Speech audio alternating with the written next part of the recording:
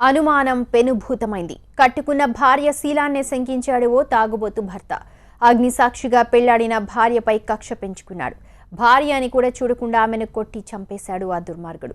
భార్యను కడతేర్చిన కసాయి భర్త ఆ తర్వాత ఆత్మహత్యగా దాన్ని చిత్రీకరించేందుకు ప్రయత్నం చేశాడు.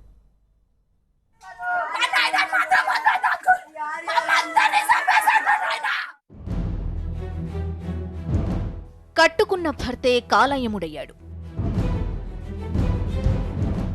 భార్య శీలాన్ని శంకించి కట్టుకున్న భార్యనే దారుణంగా చంపేశాడు ఓ కసాయి భర్త.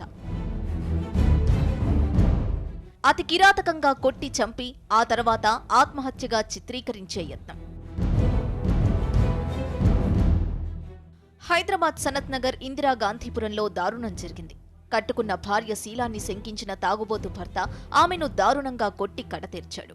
భార్యను హత్య చేసి ఆ తర్వాత ఆత్మహత్యగా చిత్రీకరించేందుకు ప్రయత్నం చేశాడు.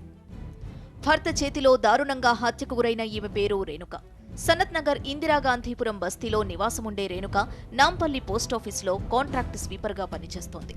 ఈమె భర్త కృష్ణ బహదూర్పురాలోని ఓ ప్రైవేటు కంపెనీలో పెయింటర్గా పనిచేస్తున్నాడు.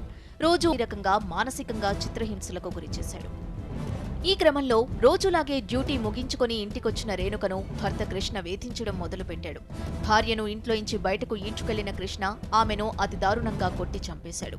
మా అమ్మని, నాన్నతో పాటు అత్తమామలు కూడా దారుణంగా కొట్టి చంపేశారని మృతురాలి కూతుర్లు ఆరోపిస్తున్నారు. మా అమ్మను చంపిన నాన్నని ఎట్టి పరిస్థితుల్లోనూ వదిలిపెట్టకూడదని కూతుర్లు డిమాండ్ చేస్తున్నారు.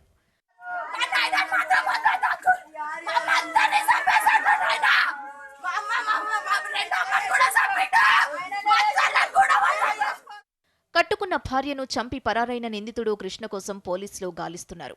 రేణుక హత్య కేసులో ఎవరెవరి ప్రమేయముందనే కోణంలో విచారిస్తున్నారు పోలీసులు. నిందితుల్ని త్వరలోనే పట్టుకుంటామని పోలీసులు చెబుతున్నారు.